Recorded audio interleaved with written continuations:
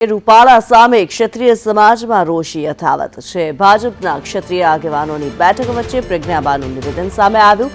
રૂપાલા હટશે અને હટશે તેવું પ્રજ્ઞાબા ઝાલાએ કહ્યું છે। પાર્ટી સાથે કોઈ મતભેદ નથી, લડત અમારા અપમાનની છે। રૂપાલાએ અપમાન કર્યું જેથી અમે વિરોધ કર્યો તેવું પ્રજ્ઞાબા ઝાલા દ્વારા કહેવામાં આવ્યું।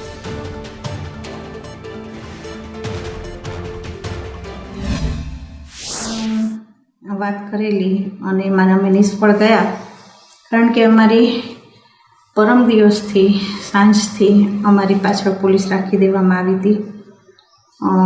અમને એમ કહે ને કે 1 મિનિટ પણ આગા પાછા થવા નહોતા દેતા।